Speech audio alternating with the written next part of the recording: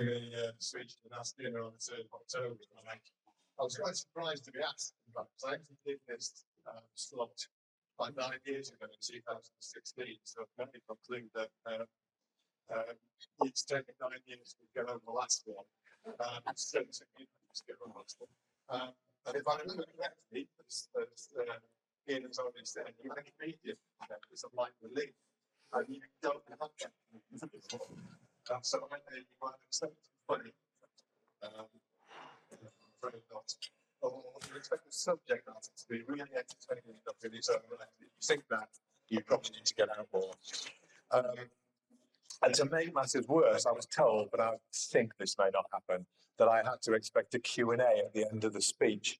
If any of you do want to ask me any questions, that'd be absolutely fine, but don't feel obliged.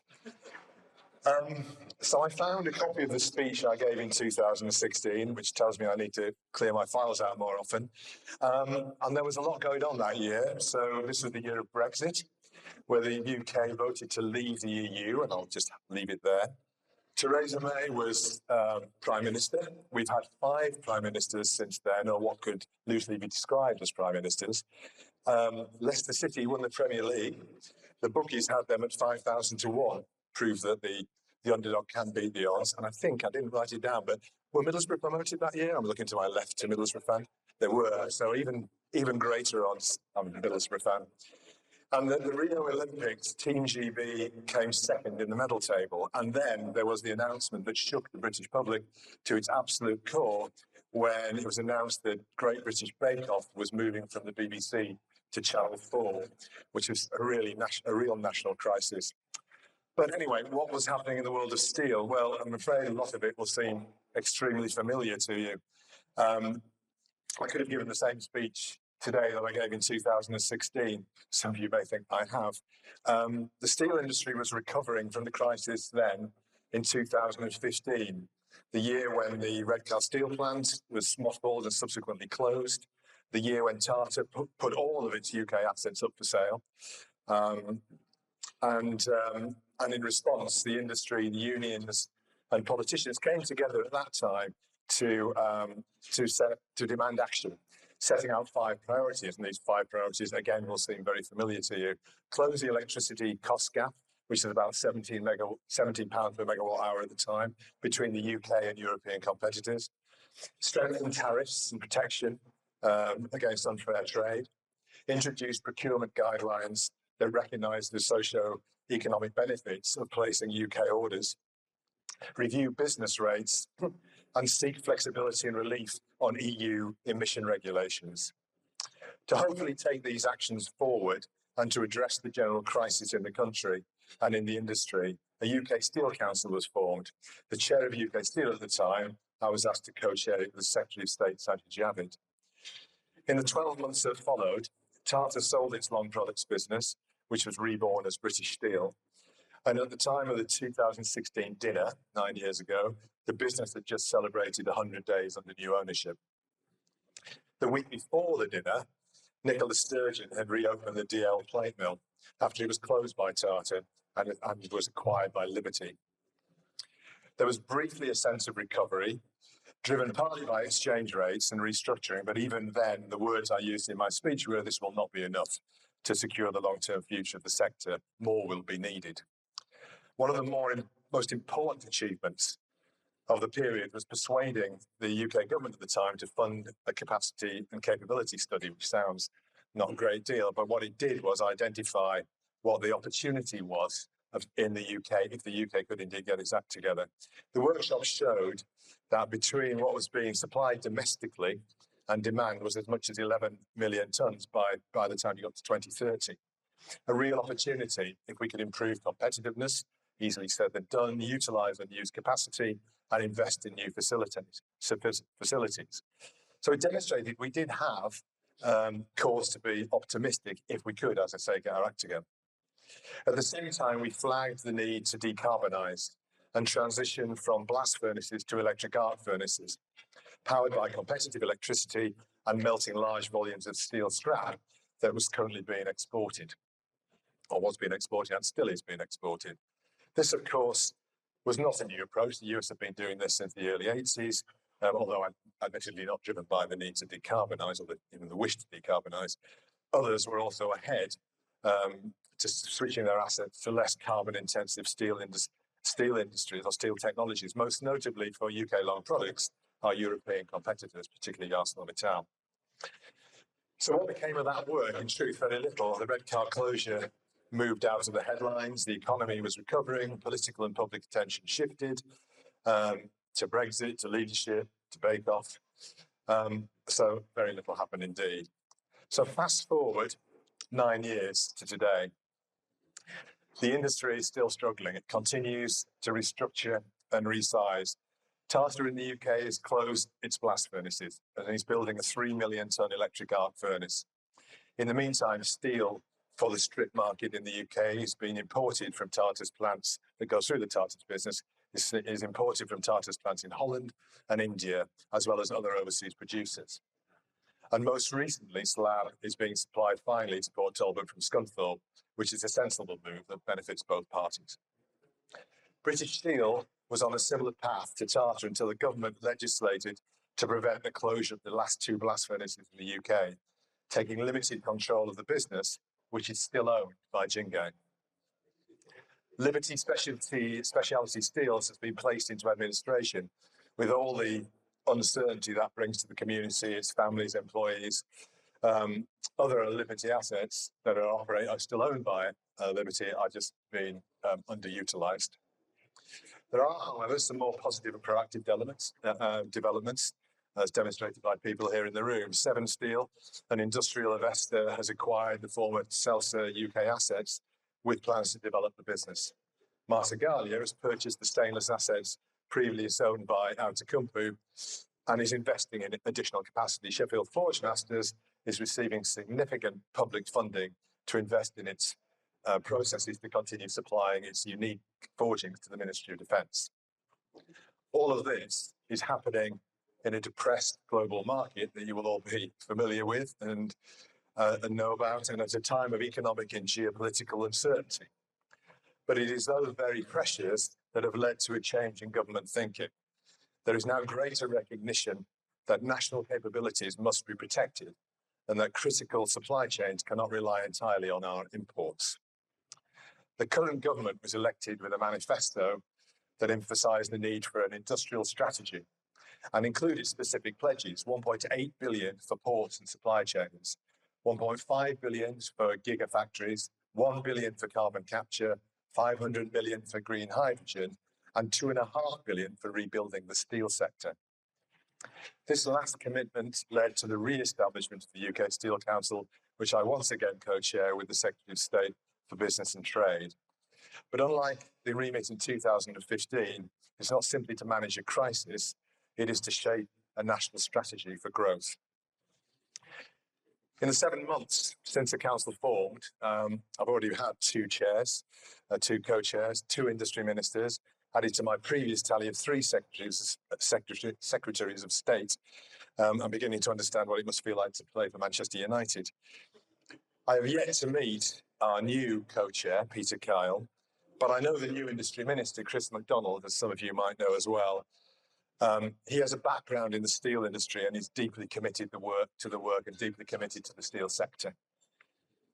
So there's a positive, we have a champion in government. So far, we've held 3 council meetings, 4 roundtables. Some of you in the room have been at those roundtables, covering supply chain, technology, demand, trade, carbon leakage, and investment, and with more planned on R&D and skills. We have made many visits to business sites, universities, research facilities, and trade bodies. Consultation and engagement has been extensive, which is essential if this strategy is to have some credibility. The original plan was to have a strategy published in the spring of this year. This has clearly been delayed as we adjust the strategy to take account of the changes in the sector, and ministers and officials are grappling with the various political and trade challenges. While the actual document is yet to be published, action is already taking place, and the key themes of that strategy are clear. The strategy must make the case for investment. A fundamental building brick in that case is the demand. The demand and capability gap study that was carried out in 2017 has been refreshed and refined. Latest projections of demand up to 2050 suggest that the gap between projected demand and supply remains significant. A large element of that demand is based on the projected growth in publicly funded infrastructure projects, supporting, among other things, the growth in renewable energy, defence commitments, and the expansion of the electricity grid system. The report has identified capability and capacity gaps in product areas such as plate, sections, and hot dip galves, which would indicate where there could be possible case for investment and introduction of new players. The demand for green steels is becoming increasingly prevalent. Well, I was chatting to some people before now, and there is a view that the market is so depressed that that is sort of taking a back seat now. The impact on steel manufacturers, who, as I have said, are behind the game in building green supply chains, need to be taken into consideration as the transition to low carbon processes in the UK takes place. Electricity prices always gets the headline, and it's clearly going to be key consideration for any further investment. Policy costs and network costs have been largely addressed since 2016, but wholesale generation costs remain roughly £20 per megawatt hour higher than in Germany. This is predominantly due to the continued reliance on gas power in the UK and the marginal cost of generation that sets the electricity cost. So we're linked to the gas price. This is not the case in Europe, where they're linked to renewables, nuclear. If the current plans to become more reliant on renewables are to be believed, then sometime between 2030 and 2035, we'll become completely reliant on renewables. When that happens, then we expect there'll be greater parity with our European competitors. How we transition to that point remains a challenge. Then there's procurement. There needs to be a more robust approach to the use of UK steel in the UK. The main driver, of course, has to be the UK has to be competitive and it has to be reliable.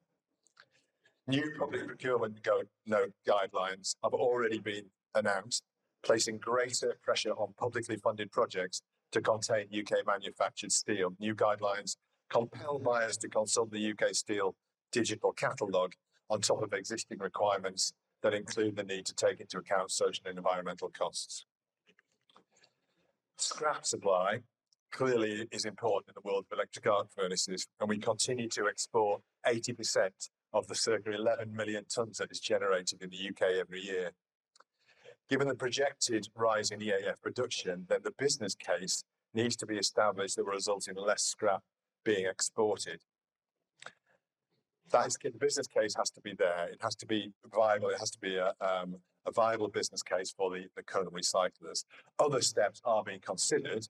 So in Europe, in March 2025, the European Commission unveiled its Steels and Metals Action Plan. One of its aims is to reduce the amount of metal scrap leaving the EU and increase internal recycling. The plan contained proposals to introduce export restrictions or duties on scrap metals, especially when they are exported to non-EU countries.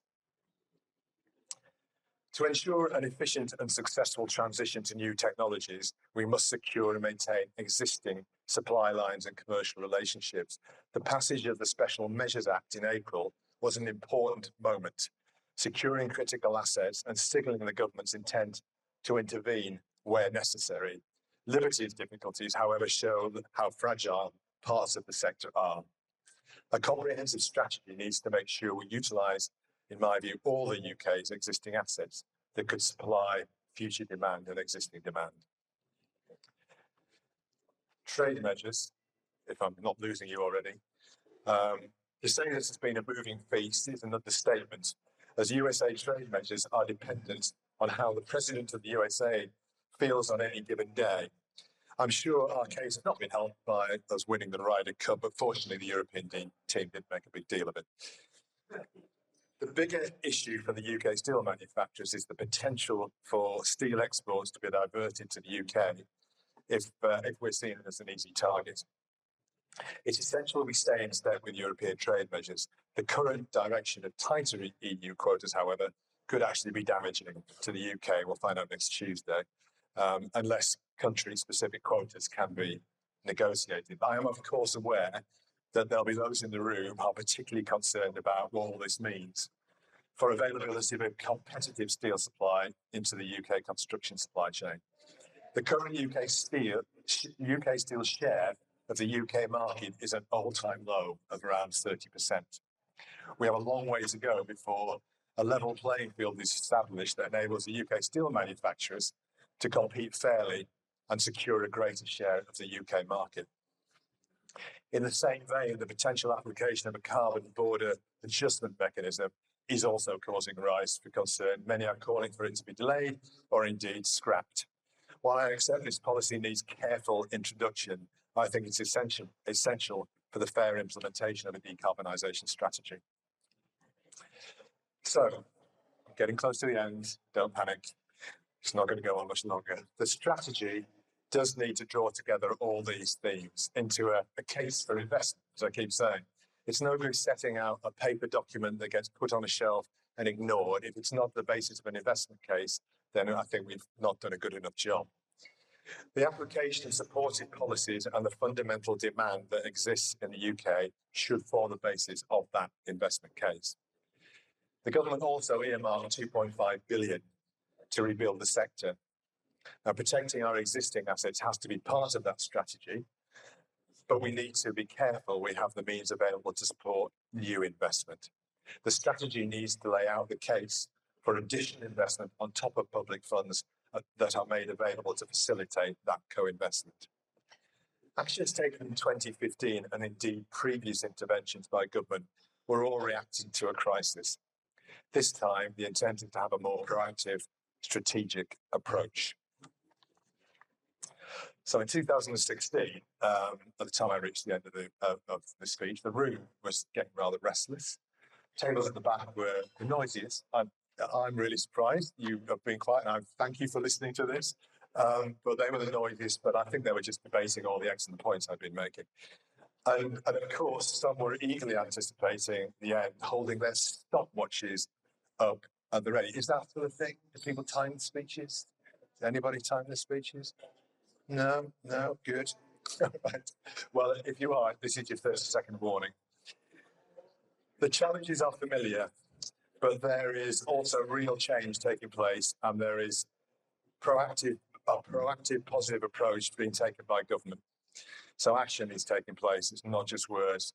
There's recognition of steel's importance, not just as an industry, but as part of our national resilience, our infrastructure, our defence, and our economy.